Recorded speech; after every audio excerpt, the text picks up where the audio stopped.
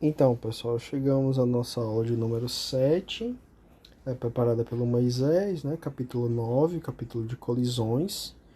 E o conteúdo da aula de hoje vamos fazer uma pequena introdução sobre colisões, vamos discutir o conceito de impulso de uma força, vamos tratar a seção de colisões elásticas e inelásticas, e por último, colisões elásticas unidimensionais.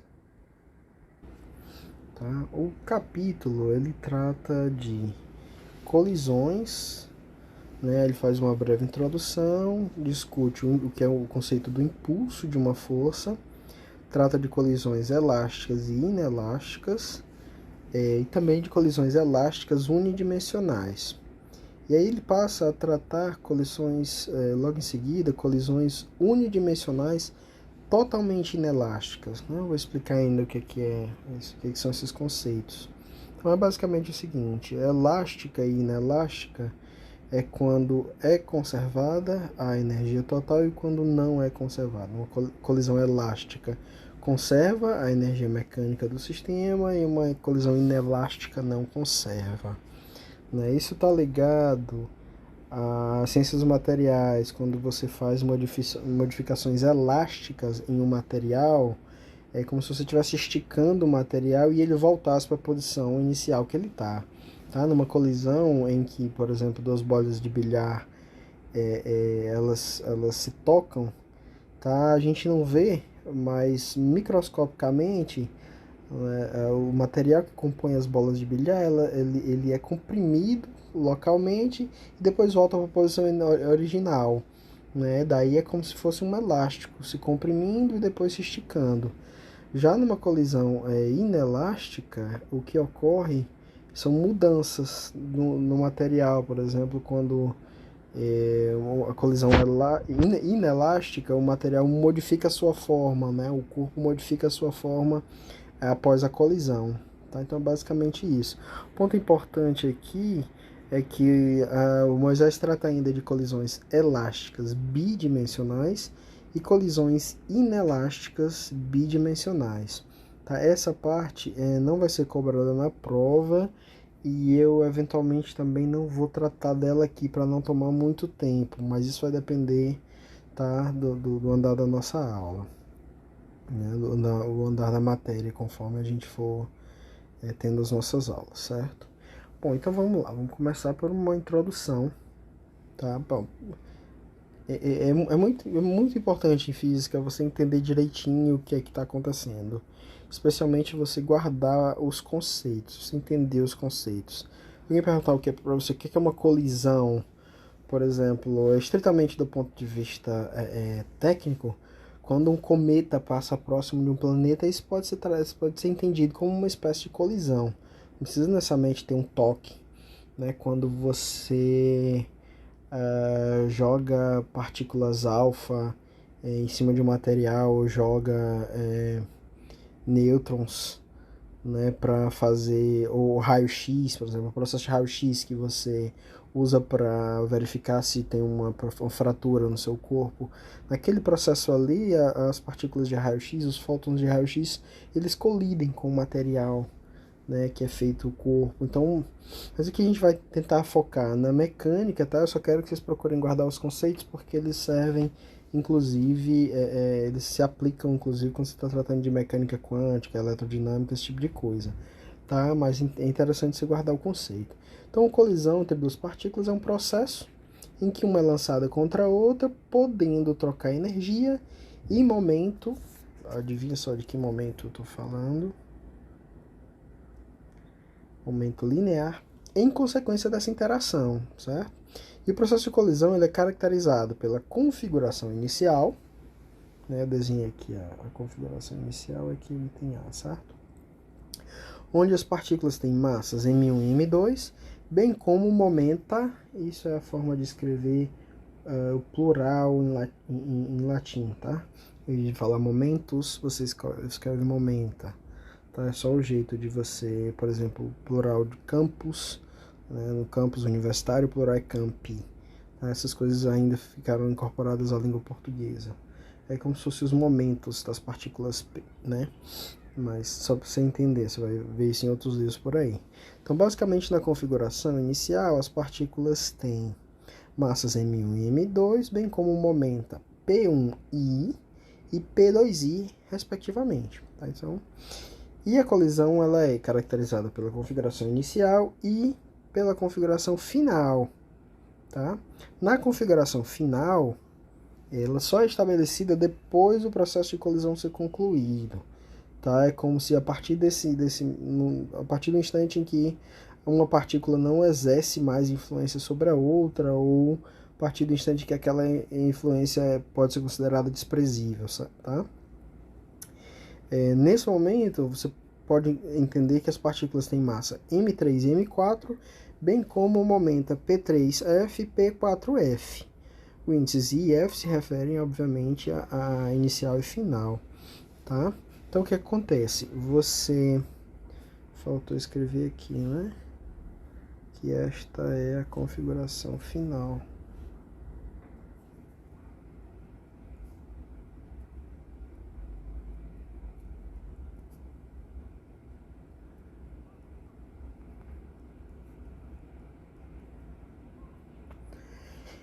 Então, o que você tem? Inicialmente, há um estado inicial e as partículas estão se aproximando, né? Cada um com sua massa e seu momento. Há uma região onde ocorre uma interação, ocorre aqui um processo de colisão. Pode ser uma colisão mecânica, no caso de duas bolas de bilhar, mas, por exemplo, podem ser duas partículas carregadas, se a interação entre elas é mediada pela interação de Coulomb. Elas não precisam encostar uma na outra para fazerem força uma sobre a outra, né? E esse processo ele pode manter as massas das partículas igual ao que estava antes, mas também pode não manter, isso não é obrigatório, tá? E também os momentos linear pode ser igual ao que era antes, mas também pode não ser. Tipicamente não é. Numa colisão, uma partícula faz força sobre a outra, significa que tem uma alteração dos momentos de cada um, embora não haja, como a gente viu no capítulo passado, alteração do momento linear total. E então o que ocorre aqui é que a gente tem então uma configuração final, tá? Definida pelos momentos finais e pelas massas finais. Bom, isso é basicamente o que a gente precisa saber sobre o processo, né? Então, o que é o processo de colisão? Duas partículas se aproximam, interagem e depois se afastam. A configuração inicial é a configuração antes da aproximação, né, antes da interação, e a configuração final é a configuração posterior a isso. Vamos discutir agora a seção 9.2, o impulso de uma força. Bom, nós temos uma situação aqui onde nós estamos imaginando o tempo decorrendo de cima para baixo, tá? Então, a primeira situação é a situação em que as partículas 1 e 2 tinham um momento linear de tal forma que elas estavam se aproximando, né? O P1i aponta na direção da partícula 2 e o P2i aponta na direção da partícula 1. Em um determinado momento elas se chocam, tá? Eu posso imaginar que nesse momento as partículas exercem forças umas sobre as outras, né? Então a partícula 2 empurra a partícula 1 para a esquerda, enquanto que a partícula 1 empurra a 2 para a direita. E essas forças, pela terceira lei de Newton, elas são iguais e opostas. Elas têm o mesmo módulo, a mesma direção, mas elas têm sentidos opostos. Depois disso, nós temos a partícula 1 com o momento linear apontando na direção oposta de antes, ou seja, ela está voltando para onde ela estava vindo. E a mesma coisa acontece com a partícula 2, né? Os estados P1F e P2F, respectivamente, tá? Bom, a gente viu aqui que teve uma pancada, então as forças atuaram nas duas partículas por um momento, um instante, um intervalo, melhor dizendo, muito curto de tempo, né? Então a gente pode dizer assim que as forças que elas atuaram durante a colisão, elas foram bastante intensas e agiram sobre um período bem curto. O efeito de uma força, ela é medido pelo impulso que essa força produz, né? Então, para a gente pensar aqui, vamos pensar nessas partículas colidindo no instante da colisão. Pela segunda lei de Newton, a gente tem dp1dt é igual à força resultante na partícula 1.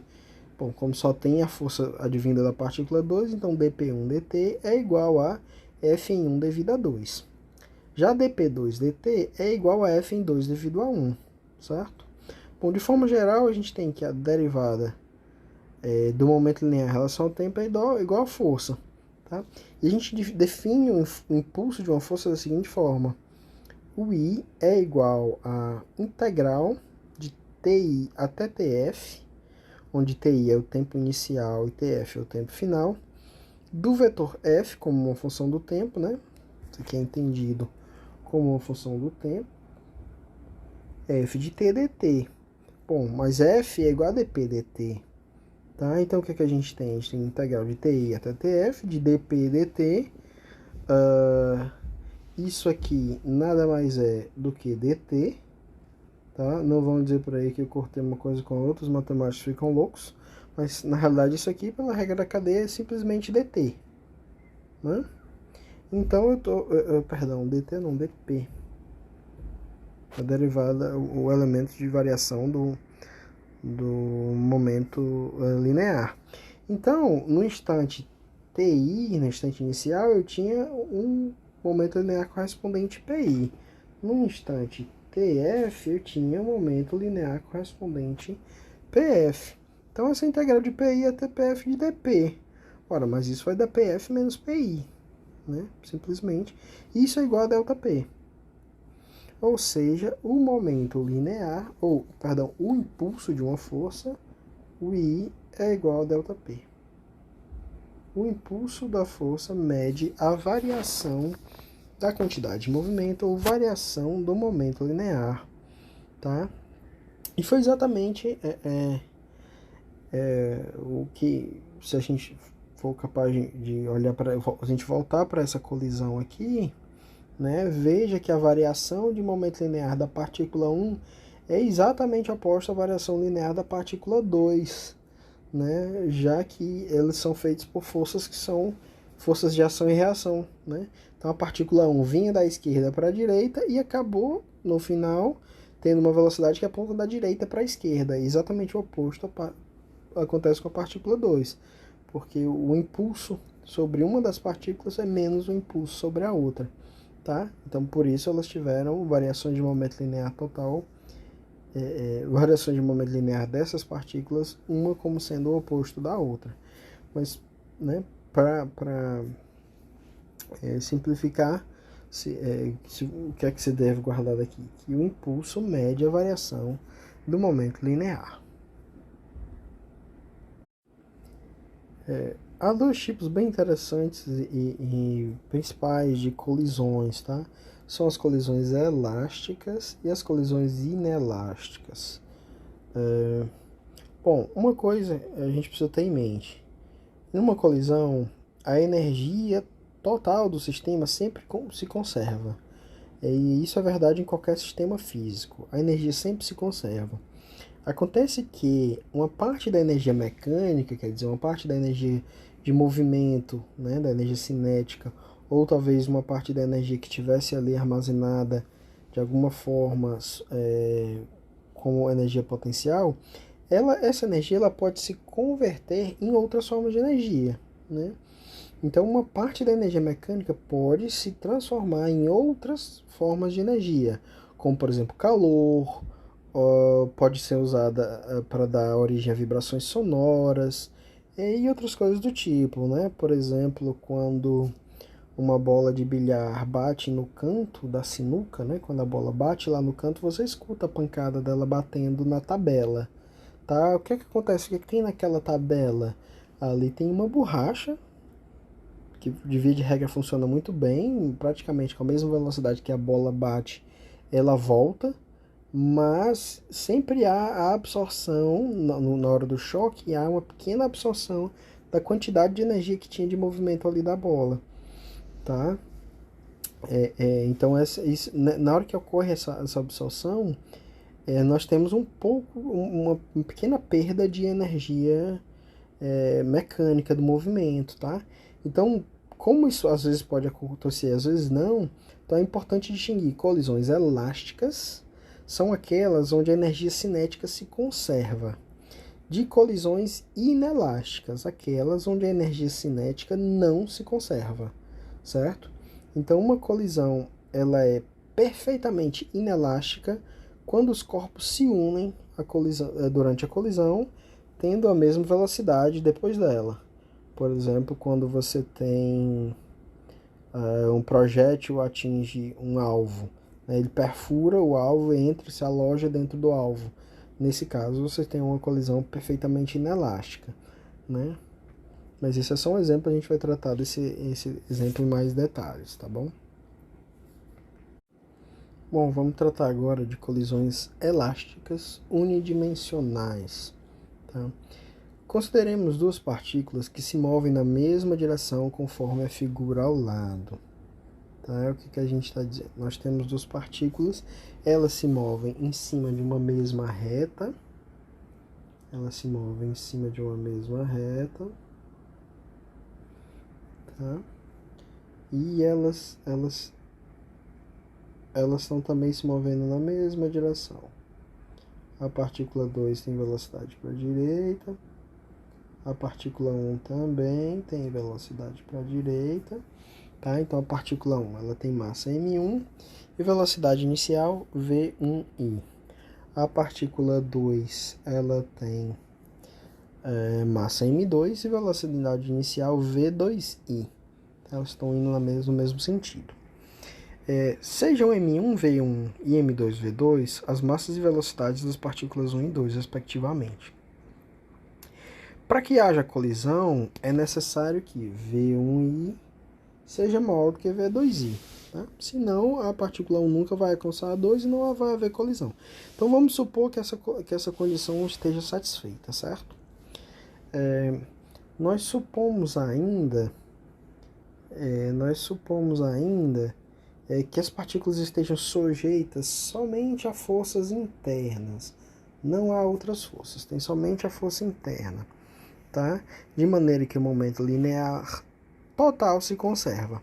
Se você notar, a gente trabalhando aqui em uma dimensão só, eu me poupei de ficar escrevendo a setinha do vetor. Porque se é só numa direção, eu só preciso dizer que se eu posso indicar se a partícula está indo para um lado ou para o outro só pelo sinal da velocidade. Tá? Não preciso da setinha, não preciso do vetor. E nesse caso, o momento linear inicial PI, que é igual a P1i mais P2i, vai ser igual ao momento linear final PF, que é P1f mais P2f, certo? Consideremos agora a energia cinética. Bom, se você lembrar que momento linear ou quantidade de movimento é massa vezes a velocidade, a gente pode escrever a energia cinética T como sendo igual a 1 meio de mv2. Aí aqui no lugar do V, eu escrevo assim, ó. Quem quer V? V é P sobre M. Né? Isso aqui é o quadrado. Quando você terminar de fazer, vai ficar P ao quadrado sobre M vezes 2M ao quadrado. Eu corto os M, fica P ao quadrado sobre 2M. P ao quadrado sobre 2M, sabe? A gente às vezes lê assim, P2 sobre 2M. Beleza? Bom, como a colisão é elástica, nós podemos usar a condição de conservação da energia da seguinte forma. A energia cinética inicial vai ser igual à energia cinética final. Isso é verdade por hipótese, porque desde o início nós assumimos que a energia cinética se conserva. Ou seja, a energia cinética total do sistema antes da colisão e depois da colisão são iguais, tá? É isso que é importante ter em mente. Bom, se isso é verdade, nós temos que a energia cinética inicial, ou TI, é igual a P1i ao quadrado sobre 2m1 mais P2i ao quadrado sobre 2m2. Isso é igual a P1f ao quadrado sobre 2m1 mais P2f ao quadrado sobre 2m2, que é a energia cinética final, certo? E por que isso é importante? Porque, olha só, nós temos essa condição 7, que relaciona os momentos lineares iniciais com os momentos lineares finais. né? Então nós temos uma condição. E essa energia, condição da conservação da energia cinética 9, ela é mais uma condição que relaciona os momentos lineares iniciais com os finais. Poxa, mas se eu tenho duas equações e duas variáveis, quer dizer que eu posso resolver meu sistema perfeitamente.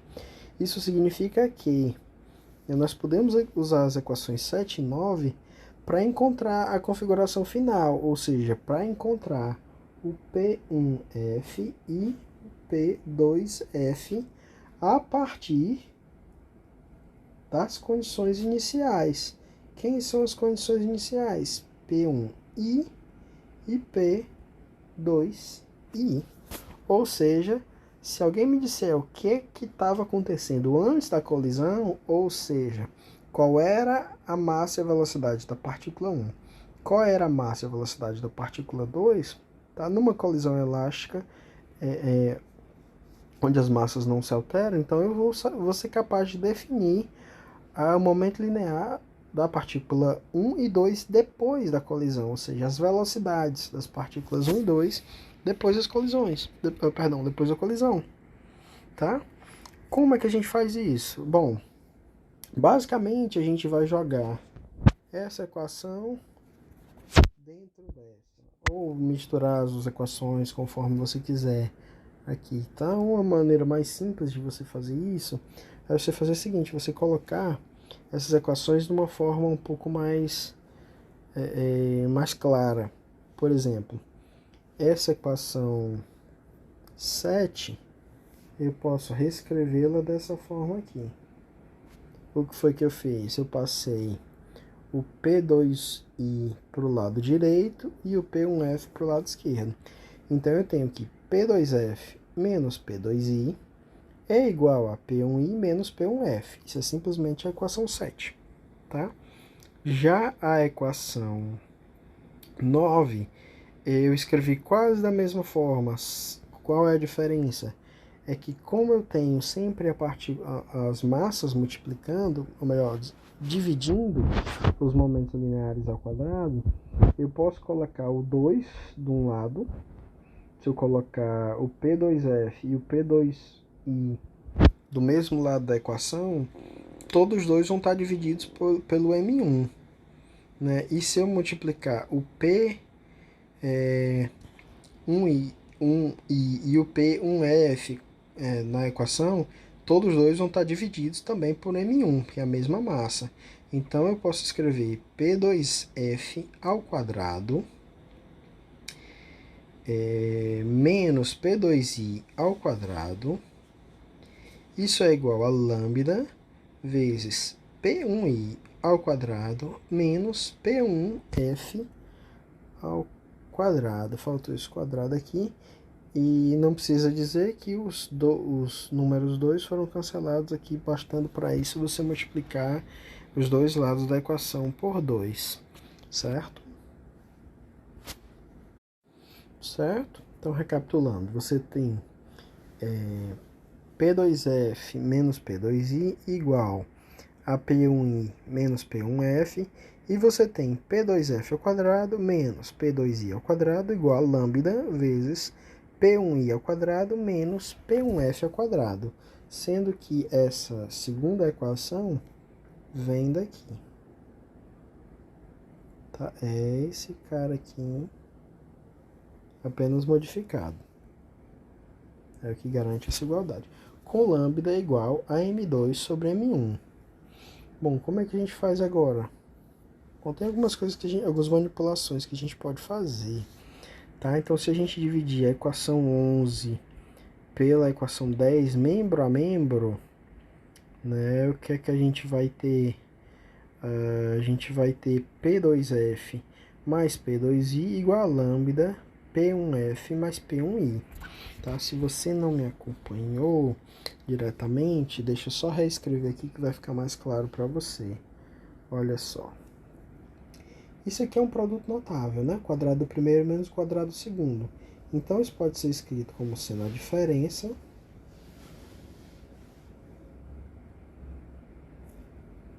vezes a soma.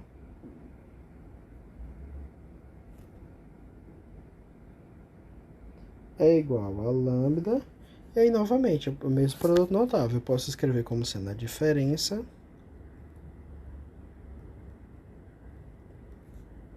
vezes a soma.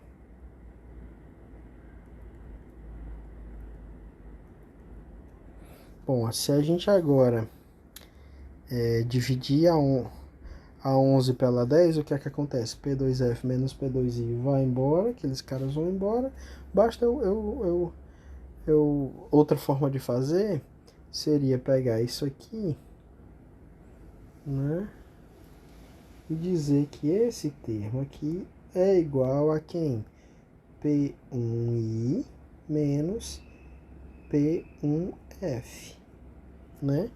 Mais P1I menos P1F pode ser cancelado com esse cara aqui. O que foi que sobrou?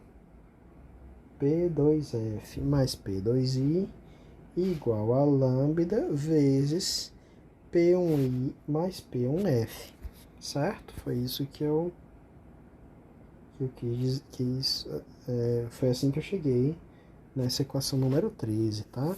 Se foi muito rápido para você, tente fazer sozinho, é bastante instrutivo fazer isso.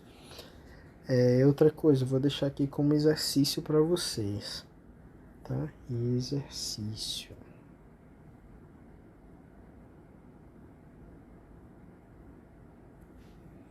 Resolvendo as equações 10, ou seja, essa daqui, e 13, essa daqui, obtemos o seguinte.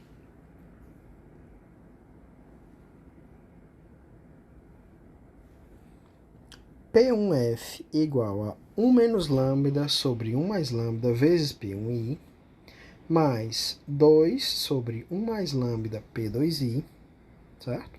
E P2F é 2 lambda mais, 2 lambda sobre 1 mais lambda, tudo isso vezes P1I,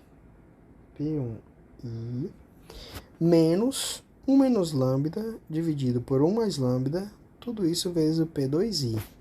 O que é que isso significa? Significa basicamente que se a gente conhecer o P1I e o P2I, nós podemos encontrar o P1F.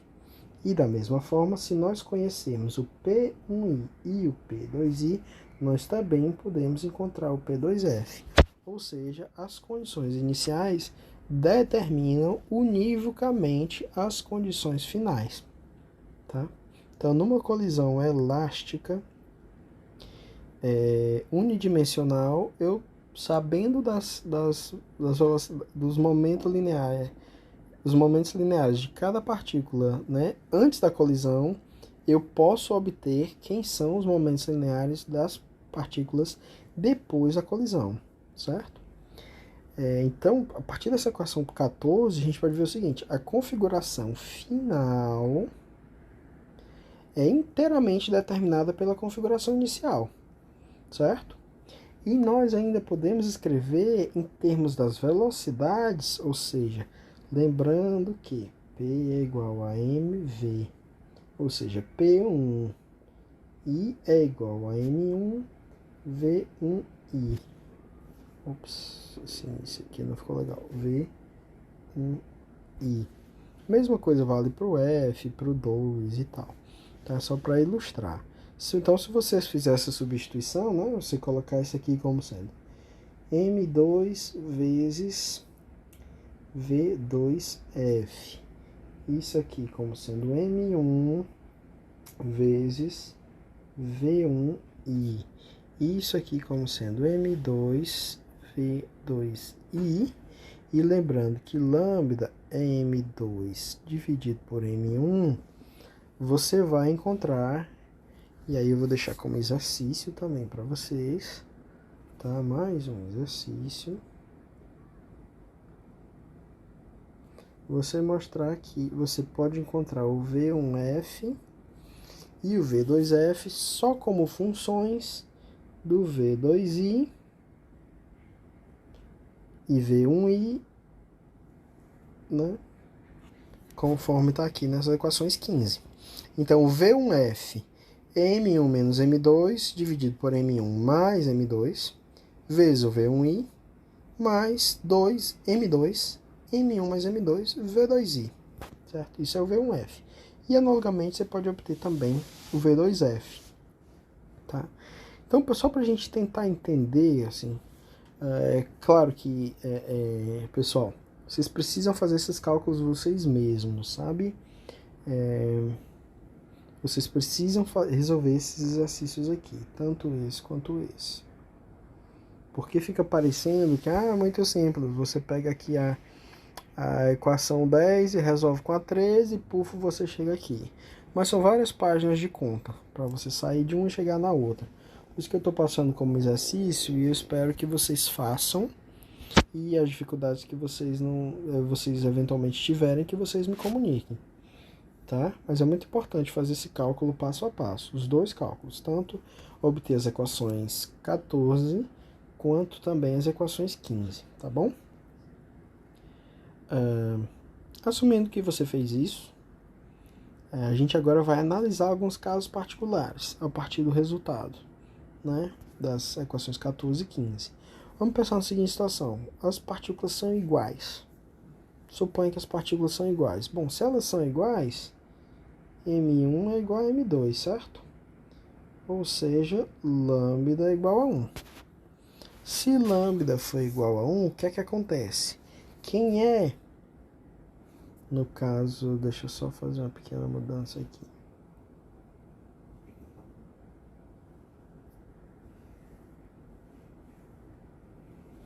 Se o M1 é igual a M2, quanto é que vai dar o P1F?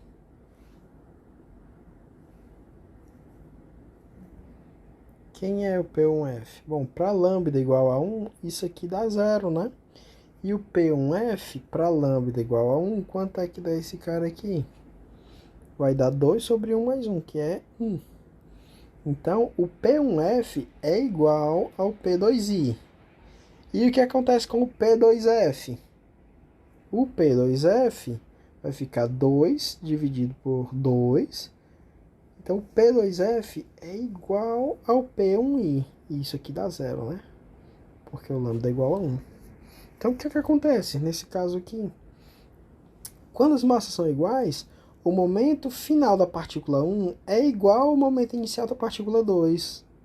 E o momento final da partícula 2 é igual ao momento inicial da partícula 1. Tá? E a mesma coisa acontece com as velocidades. Então, basicamente, as velocidades as partículas trocam entre si as velocidades e os momenta. Se você já jogou sinuca alguma vez na sua vida, você provavelmente está familiarizado com a situação em que você tem, por exemplo, uma bola de bilhar aqui e você vai bater com ela, vai bater nela com o taco aqui, certo? Aí tinha uma outra bola nessa posição. Aí essa bola aqui vem. Aí o que acontece é que ela vai tomar a posição da bola que estava parada. E a bola que estava parada, ela continua na mesma direção do movimento inicial. Como se não, se ela só tivesse trocado de velocidades, as duas. Né? Isso é uma coisa que acontece, eu já vi acontecer várias vezes em jogos de bilhar. Tá? Então o que acontece basicamente é que uma troca de velocidade com a outra, quando as massas são iguais. Certo? Uma outra. Isso antecipei um resultado aqui que é particularmente interessante quando um alvo está em repouso, ou seja, quando uma das duas tem a velocidade inicial 0, né? Então, se a velocidade da partícula 2, por exemplo, a velocidade inicial da partícula 2 for 0, a velocidade final da partícula 1 vai ser 0. Né? Então, se a gente chamar isso aqui de 1 e essa aqui de 2, é esse o resultado que está acontecendo aqui, ó, no caso do alvo em repouso. Né? Como a velocidade inicial de uma delas é 0 e a velocidade deixa eu ver só para ver o que eu chamei. A velocidade inicial da partícula 2 é 0, também vai ser 0 a velocidade final da partícula 1. Bom, então nesse caso, Os segundos termos das equações 14 e 15 vão ser eliminados, porque as velocidades iniciais, tanto da partícula 2, vão ser nulas, né? Vai ser nula a velocidade inicial da partícula 2. E aí surgem dois casos interessantes. O primeiro, quando a massa que está se aproximando, ou seja, a massa M1, ela é muito mais leve, né? Ela é muito menor do que M2. E aí, nesse caso, M1 mais M2 é praticamente M2. E M1 menos M2 é praticamente menos M2. Né? O que é que vai dar para a velocidade 1 inicial? Vai ser simplesmente V1F vai ser menos V1I. Tá? E V2F, se você jogar aqui dentro, V2F vai ficar 2M1 dividido por M2 vezes V1I, que é muito menor do que V1I, já que isso aqui é muito menor do que 1, certo? Ou seja, nesse caso a partícula mais leve é refletida, porque a velocidade final dela é menos a velocidade inicial, ela é simplesmente rebatida, enquanto que a partícula mais pesada praticamente nem se mexe, né? Praticamente nem se move. Já se a gente tiver o oposto, né? Se o M2 for muito menor do que o M1, ou seja, se a partícula alvo for muito mais leve do que aquela outra que vem se aproximando, que é a partícula 1, a mais pesada, então a velocidade final da partícula 1 vai ser igual à velocidade inicial dela mesma, ou seja, simplesmente essa partícula não é afetada pela outra que estava na frente dela, uma vez que a massa da outra é muito menor, mas a velocidade final da partícula 2 vai ser 2 vezes a velocidade inicial da partícula 1. Quer dizer, ela vai ser jogada ainda mais rapidamente para frente do que a partícula 1, do que a velocidade inicial da partícula 1. Então, esses casos interessantes de colisões elásticas.